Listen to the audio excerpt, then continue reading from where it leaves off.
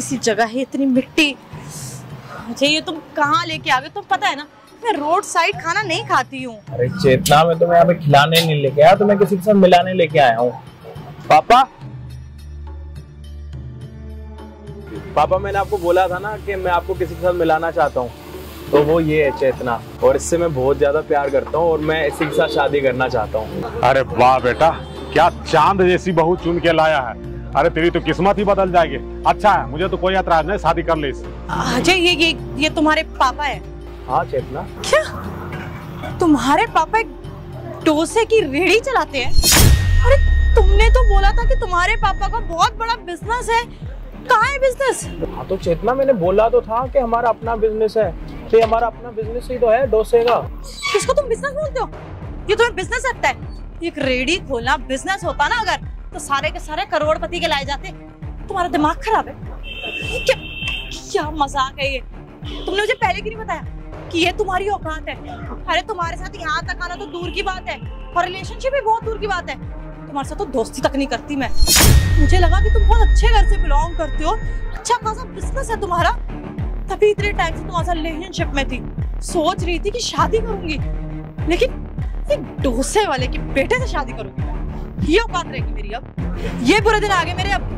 अरे मेरी होने वाली बहू, नाराज क्यों रही हो छोटी छोटी बातों पे? देखो हम लोग सारी बातें बैठ के आराम से करते हैं। आओ बैठो और बताओ तुम्हारे लिए क्या लगाऊं? ओ हेलो, मेरे को ना बहू लाने की जरूरत नहीं है। तुम जैसे लोगों के घर की बहू ना मेरे जैसी नहीं होती है, जो एक अच्छे घर से अमीर घर से बिलोंग करती है। पहले मेरी तरफ देख, यहाँ पे आके मैं डोसा भी ना खाऊं और तू कह रहा है बहू, और क्या बोल रहा है यहाँ के बैठो ऐसी जगह पे? तेरे को तेरे बेटे ने लगता है बताया नहीं कि मैं ना 5 स्टार रेस्टोरेंट से नीचे पैर नहीं रखती हूँ। ऐसी जगह तो दूर की बात है, 2 स्टार या 3 स्टार रेस्टोरेंट में भी जाके नहीं खाती हूँ मैं।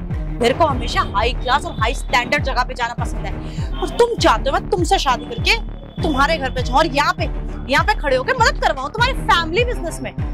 चेतना, मेरे पापा तुम्हें इतने प्यार से बोल रहे हैं नीचे बैठने के लिए, तुम बैठने के लिए तैयार भी नहीं हो रही और ऊपर से बदतमीजी कर रही हो। हाँ तो और क्या करूं? इज्जत करूं तुम्हारे पापा की? ऐसा कौन सा काम कर दिया उन्होंने कि उनकी इज्जत करूं? अरे एक डोसे की रेहड़ी खोलना बहुत बड़ा काम होता है क्या? और क्या ही कमा लेते हैं इससे?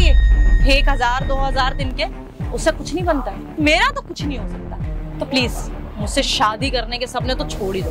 तुम जैसे के साथ मैं अपनी लाइफ बर्बाद नहीं कर सकती। अरे बिटिया शांत हो जा। अगर तुझे इसका ये धंधा पसंद नहीं है तो कोई बात नहीं। अरे तुम दोनों की शादी एक बार हो जाएगी, उसके बाद मैं इसका मनपसंद बिजनेस खुलवा दूंगा। अच्छा, आप इसका मनपसंद बिजनेस खुलवा देंगे? क्या बिजनेस खुलवाएंगे? अपने ये डोसे की रेहड़ी के साथ में कचौरी की रेहड़ी लगा देंगे, क्योंकि उससे ऊपर की तो औकात होगी नहीं तुम्हारी। अबे ओ बुड्ढे, मेरे को ना ज्यादा दिखाने की जरूरत नहीं कि तुम्हारे पास पैसा है। जितना तुम्हारे पास पैसा है ना, उतना मैं एक दिन में उड़ा देती हूँ, समझ आई है? तो तुम लोगों के साथ रिश्ता तो मैं नहीं कर सकती, मेरी गलती होगी। मैंने ना बैकग्राउंड चेक नहीं किया कि किस टाइप का लड़का और क्या औकात है तुम लोगों की। मेरा ही टाइम वेस्ट हुआ और क्या। चेतना बस बहुत हो गया, तमीज से बात करो मेरे पापा से, बड़े हैं वो। ओ, आवाज नीचे रख के बात कर। अरे आंख मुझे दिखाने की जरूरत नहीं है। तेरा ना कोई स्टैंडर्ड नहीं है कि तुम उसे खड़े होकर बात भी करे, और तेरे पापा से ना इसी तरीके से बात करूंगी मैं, क्योंकि वो यही डिजर्व करते हैं, यही औकात है। चेतना, जब तुम मुझसे प्यार ही करती हो तो ये बीच में बिजनेस, पैसा, ये सारी चीजें क्यों आ रही हैं? मतलब जो तुम्हारा प्यार था वो दिल से नहीं था, मैं अकेला ही तुमसे प्यार करता हूँ। प्यार और तुमसे?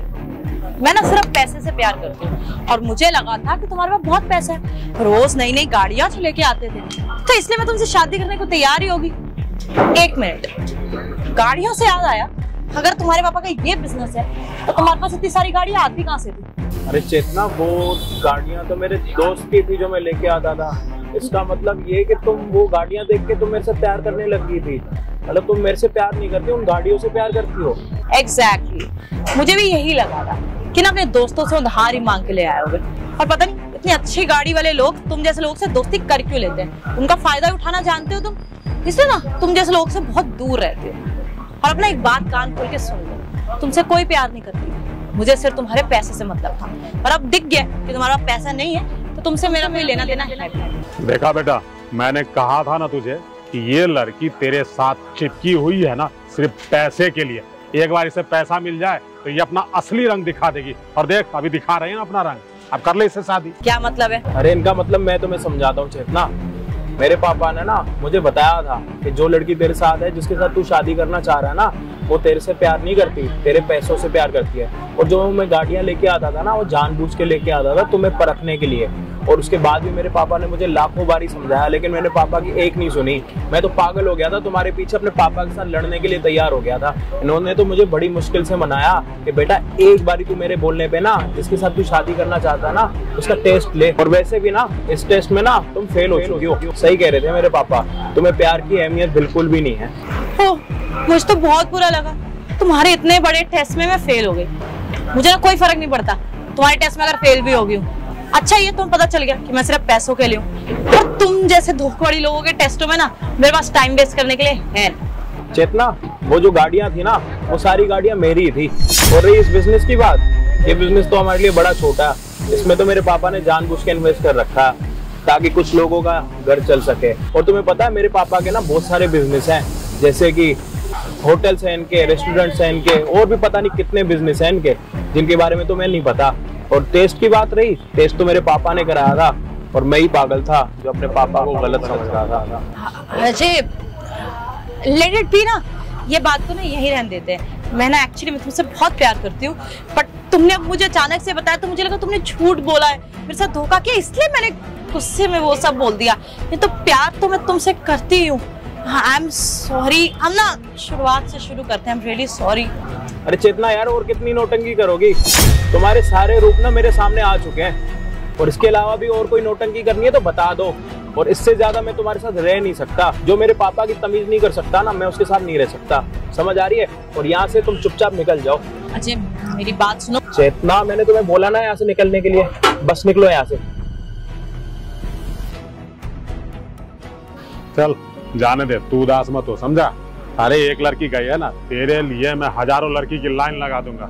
हाँ, तू इतना उदास मत रहा कर। सही कह रहे हो पापा आप। वैसे भी टाइम रहते सारी चीजें पता लग गई, अगर शादी के बाद पता लगती तो पता नहीं क्या हाल हो जाता। सुन, तेरे लिए आज मैंने कुछ अरेंज किया है, सरप्राइज अरेंज किया है तेरे लिए। चल तुझे दिखाता हूँ।